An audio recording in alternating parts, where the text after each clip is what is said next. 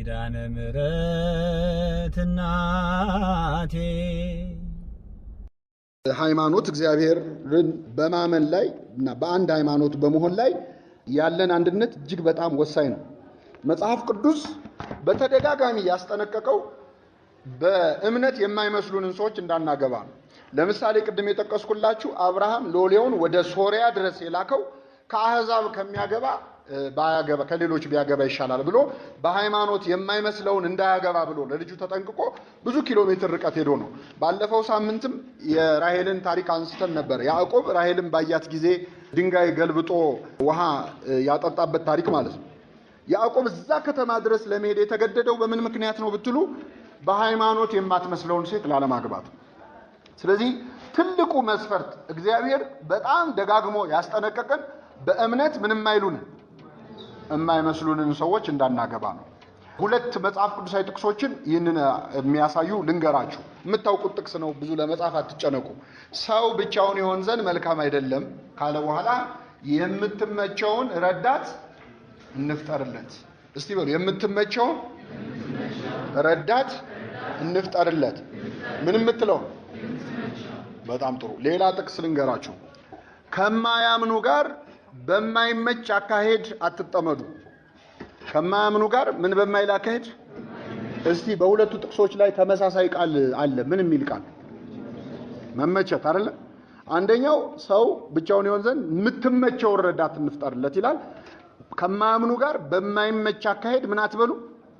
አትጠመዱ። አትጠመዱ ማለት ምን ማለት ነው? መጠመድ ማለት ምን ማለት ነው?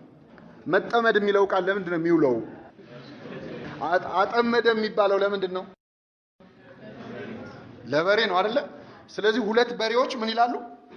በአንድ ቀንበር ምን ይላሉ? ይጠመዳሉ። ጋብቻን መጽሐፍ ቅዱስ መጠመድ ነው የሚለው። ወንድና ሴት ናቸው። የሚጠመዱበት ቀንበር ምንድን ነው? ጋብቻ ነው። እርሻ የተባለው ሩካቤ ነው። ፍሬ ዘር የተባለው ደግሞ ልጅ መውለድ ነው። ገብቷችኋል? አሁን እና እያመሳሰለ ያለው ከማያምኑ ጋር በማይመች አካሄድ ምን አትበሉ? አትጠመዱ ማለት አትጋቡ ማለት ነው።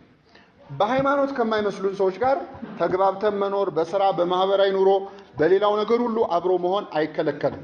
ቢቻላችሁስ ከሰው ሁሉ ጋር በእናንተ በኩል በሰላም ኑሩ ይላል። ስለዚህ በእኛ ሳይድ እነሱ ሰላም ያው ትብብር ይፈልግ የለ በእኛ በኩል በሰላም እንድንኖር ታዘናል። ከማያምኑም ጋር በሰላም መኖር ያስፈልጋል። ተቻችሎ ተዋዶ መኖር ያስፈልጋል። ወደ ጋብቻ የሚያመራ ቅርርብ ግን በጣም መጽሐፍ ቅዱስ አስጠነቅቆናል። ከማያምኑ ጋር በማይመች አካሄድ ምን አትበሉ? አትጠመዱ። ይሄ ደግሞ ሌላ ኤክሰፕሽን የለውም። ሃይማኖት በየትኛውም እምነት ያሉ ሰዎች የሚያምኑት ሃይማኖት ስንት መሆኗን ነው?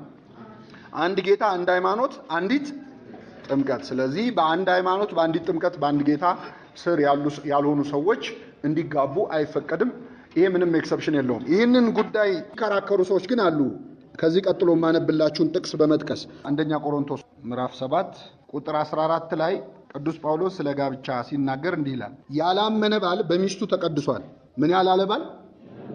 በሚስቱ ተቀድሷል። ያላመነች ሚስት በባሏ ተቀድሳለች፣ አለዚያ ልጆቻችሁ ርኩሳን ናቸው ይልና ከፍ ብሎ ደግሞ ያላመነ ባል ያላት ሚስት ብትኖር ይህ ከእርሷ ጋር ሊቀመጥ ቢስማማ አትተወው። እሱም ደግሞ ያላመነች ሚስት ያለችው ባል ቢኖር ከእርሱ ጋር ልትኖር ከፈቀደች አይተዋት፣ አብረው ይኑሩ ይላል። ይህንን ጥቅስ በመጥቀስ ምን ችግር አለው? ያላመነ ባል ያለችው ሚስቱን አይፍታ ይላል። ያላመነ ሚስት ያለችው ባሏን አትፍታ ይላል። ስለዚህ ምን ችግር አለው? ሌላ እምነት ያለውን ሰው አምጥቼ እንደውም ወደ ሃይማኖት ልቀይረው እችላለሁ ብለው የሚከራከሩ ሰዎች አሉ። ጉድጓዱ ስላለ ሰው ዱላ ስጠው እጅህን አትስጠው ይባላል። ለምን ይመስላችሁ? እጅህን ከሰጠው ከወጣ ይወጣል፣ ካልወጣ ዱላ ከሰጠውስ ከወጣ ይወጣል፣ ካልወጣ ምኑን ይዞ ይቀራል? ዱላውን ይዞ ይቀራል። እና እናመጣቸዋለን ብለው ሄደው በዛው የቀሩ ሰዎች አሉ። ዱላ መስጠት ሲገባቸው ምን ሰጥተው ማለት ነው? እጃቸውን ሰጥተው። በሃይማኖት ከማይመስሉን ሰዎች ጋር ጮኝነት ተጀምሮ መልሰዋለሁ መልሳታለሁ ተብሎ በዛው የቀሩ ሰዎች አሉ። ራሳቸውም የተለወጡ ሰዎች አሉ ወደ ሌላ እምነት። በቤተ ክርስቲያን ትምህርት ይሄ ጥቅስ ታዲያ እንዴት ይታያል? ያላመነ ባል ያለችው ያላመነ ሚስት ያላት የሚለው እንዴት ይታያል ስትሉ መጽሐፉ ያላመነ ጮኛ ያለችው አይደለም የሚለው። ያላመነ ምን ያለው ባል ያለው ሚስት አለው። ስለዚህ የታሪክ የሚያሳየው ኦሬዲ ስለተጋቡ ሰዎች ነው። ምን ማለት ነው? ክርስትና እንግዲህ ቅዱስ ጳውሎስ ይህን ሲያስተምር ቆሮንቶስ ላሉ ምዕመናን ነው። ግሪኩስ ማለት ነው። ክርስትናን ገና መቀበላቸው ነው። አዲስ ክርስትናን የተማረ ሰው ባል ብቻ ሊያምን ይችላል በክርስቶስ፣ ሚስቲቱ ግን ላታምን ትችላለች። ወይ ሚስት ታምን ባሏ ላያምን ይችላል። ስለዚህ እነዚህ ሰዎች ቀድሞ ሚስት ወይ ባል ካመነች አትተው፣ ክርስትናን ልቀበል ነው ብላ ባሏን አትፍታ፣ ሚስቱን አይፍታ አለ። ምክንያቱም ኦልሬዲ እነዚህ ሰዎች ምን ስላሉ ስለተጋቡ አብረው ይቀጥሉ አለ። ገና ክርስትና እየተስፋፋ ያለበት ለምንድን ነው? ቢፋቱ በጣም ችግር ያመጣል።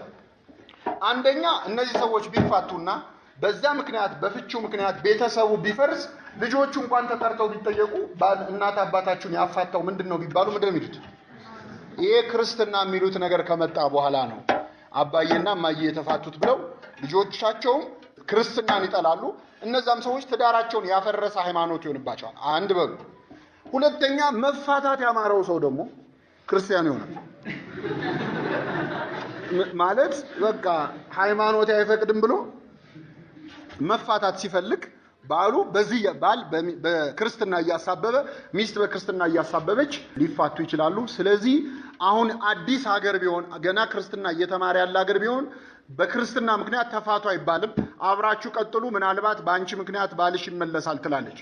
አዲስ ያላገባ ክርስቲያን ግን ይህንን ጥቅስ ጠቅሶ በሃይማኖት የማይመስለውን ሰው ማግባት አይችልም ማለት ነው። ግልጽ ነው አይደለ?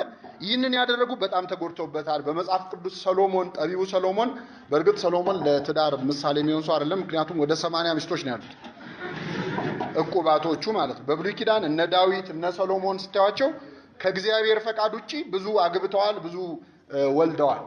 ይህንን ጠቅሰን ግን እኛ ብዙ ማግባት መውለድ አንችልም። ምክንያቱም እነዚህ ሰዎች እዛው ታሪካቸው ላይ መከራቸውን ያዩት። ለምሳሌ ዳዊት ቤርሳቤህን አንዴ ቤርሳቤን አንዴ አቤጊያን ከዛ ደግሞ ስማቸው የማይታወቁ ብዙ ቁባቶችን አግብቷል። በዛ ግን ህይወቱ ሙሉ ሲያለቅስ ሲሰቃይ ነው የኖረው። አልተጠቀመበትም፣ ተጎዳበት እንጂ ሲሰቃይ ነው። ሰሎሞን ደግሞ ጭራሽ ጣዖት እስከ ማምለክ ደረሰ። ግብፃዊት ሴት የፈርዖን ልጅ አግብቶ ጣዖት አስመለከችው። ጣዖት ሲያመልክ ደግሞ ጥበብ ከሰጠው አምላክ ከእግዚአብሔር ጋር ተጣላ ማለት ነው። ስለዚህ በመጽሐፍ ቅዱስ ከአሕዛብ አግብተው የተጠቀሙ ሰዎች የሉም፣ የተጎዱበት ነው ያለው። ስለዚህ እግዚአብሔር ያለምንም ኤክሰፕሽን ፈጽሞ የከለከለው በጋብቻ በሃይማኖት ከማይመስሉን ጋር እንዳንተሳሰር ነው። ከዚያ ውጪ ያለው ግን ለኛ ነው። ምግባሩን ከተባለ ጻድቁን መርጠን የሰው ምግባሩን አናውቅም። እኛስ ብንሆን ማንን ራሱ ጻድቁን መምረጥ ወደሚለው ይመጣል። በሃይማኖት ግን በመጽሐፍ ቅዱስ ግን በግልጽ የተቀመጠው በሃይማኖት ምንም አይሉንም የማይመስሉንን ነው። ወደ ስጋዊ መስፈርት እንምጣ። ይሄ ሰፊው ርዕሰ ጉዳይ ነው። ስጋዊ መስፈርት በሁላችንም አይምሮ ላይ ይነስም ይብዛ አለ። አንደኛው ስጋዊ ውበት ነው። ስጋዊ ውበት ነው። እንግዲህ ውበትን ለምንድን ነው ያስቀደምነው? ስጋዊ ውበት የስጋዊ መስፈርት ላይ ዓለማችን ከመጠን በላይ ኢንተርቴን የምታረገው ውበትን ስለሆነ ነው። የሚዘፈንለት ስለ ውበት ነው እንጂ ስለ አለማማር የሚዘፈን ዘፈን ሰምታችሁ ታውቃላችሁ? የለም። ስለዚህ በሙሉ ሚዲያው ልቦለዱም ውበት ላይ ያጠነጠነ ነው። አሁን ያለንበት ዘመን ደግሞ በጣም በቃ ውበት ራሱ ኢንዱስትሪ ስለሆነ ከመጠን በላይ ይሰበክለታል፣ ይወራለታል። ስለሌላ ስለ ስብዕና፣ ስለ ውስጣዊ ማንነት፣ ስለመሳሰለው ነገር ከሚነገረው ስለ ውበት የሚነገረው ይበዛል። ሰዎች ስለ ጥፍራቸው፣ ስለ ተቀቡት ቀለም፣ ስለለበሱት ልብስ 1 ሰዓት 2 ሰዓት የሚያወሩ ሰዎች አሉ። ይህንን ብቻ ርዕሰ ጉዳይ አድርገው ማለት ነው። በሃይማኖት እንዴት ይታያል? ውብ የሆነችን ሴት ውብ ነው ብላ የምታምነውን ወንድ ማግባት መጽሐፍ ቅዱስ እንዴት ያያዋል? አይከለክልም። ምክንያቱም ውብ የሆነን ነገር ውብ አድርጎ የሰራው ማን ነው? ነገርን ሁሉ በጊዜው ውብ አድርጎ ሰራ ይላል። እግዚአብሔር ከውበት ጠብ የለውም። ውበት የምናይበትን ፐርስፔክቲቭም የፈጠረው እግዚአብሔር ነው። ምክንያቱም ለአንዱ በጣም ውብ ሆኖ የታየው ነገር ለሌላው ውብ ሆኖ ይታየዋል። ምን ነክቶ ነው? አንዱ ያደነቀውን ሌላው ምን ነክቶ ነው ይላል። ለምንድን ነው? ይሄን ፐርስፔክቲቭ ራሱ የሰራልን ማን ነው? እግዚአብሔር እንደየተመልካቹ ነው። ስለዚህ እግዚአብሔር ከውበት ጸብ የለውም። የተዋበ ነገር አይነቀፍም። መጽሐፍ ቅዱስ ላይ የምናውቃቸው ጋብቻዎች ላይ የተዋበች ነበረች፣ እንዲህ ነበረ የሚል መልኩ፣ ውበቱ፣ ተክለ ቁመናው እንዲህ የሚል አለ ብዙ። ስለዚህ መጽሐፍ ቅዱስ ያን